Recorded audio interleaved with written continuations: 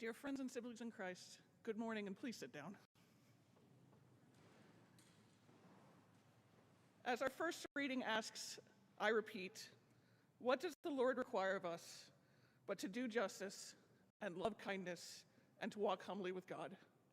Oh, am I not? It's not often I'm told I'm not loud enough. So I'll repeat that. Our first reading asks, what does the Lord require of us but to do justice and to love kindness and to walk humbly with God? Welcome to the annual State of the Parish Address. I am Mary Johnstone. I'm a member of your vestry. I am proud to be your senior warden, and I'm a member of the sabbatical leadership team. Today we look back on 2025, how we grew, how things changed, and some of what we hope to look like in 2026. I'll start by saying what we're all thinking. It's been a weird year.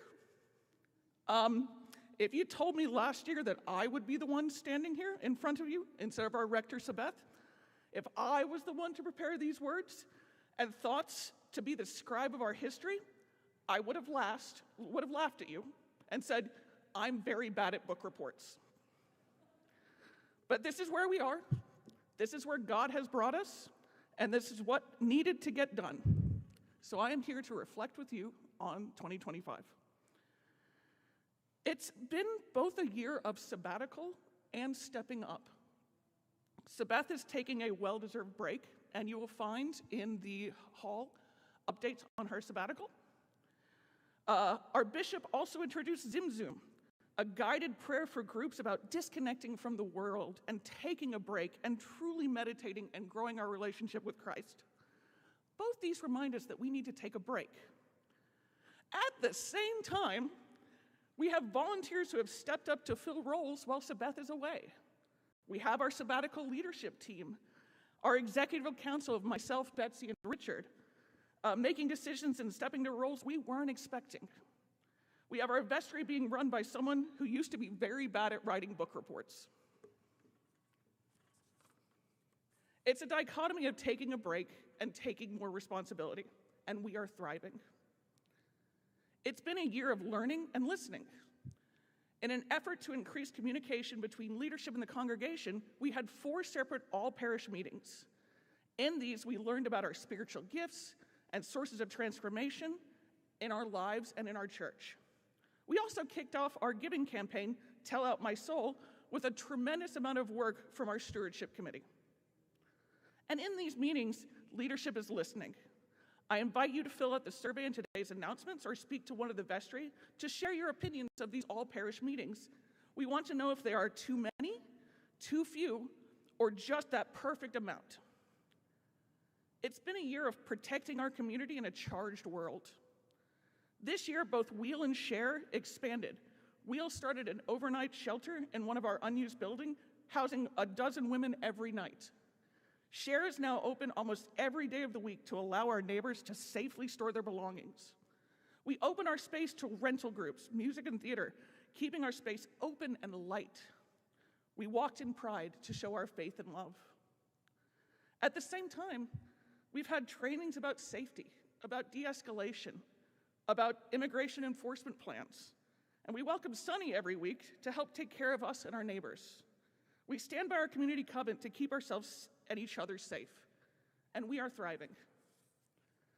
I ask again, what does the Lord require of us but to do justice and to love kindness and to walk humbly with God? We are thriving in this strange year because of the people we walk humbly beside on our walk with God.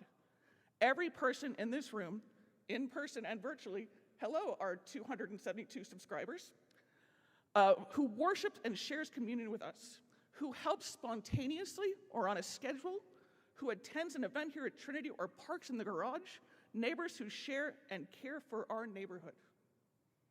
We are thriving because of our volunteers, those who prepare us for worship like our altar guide and floristas, our in-service volunteers, ushers, readers, Eucharistic ministers, acolytes, live stream operators, Trinity choir, and organist, the post-service coffee hour team who feed us all hungry humans, and those volunteers in the background, our finite and asset committees, the folks who fix our spaces, update equipment, or set up for events.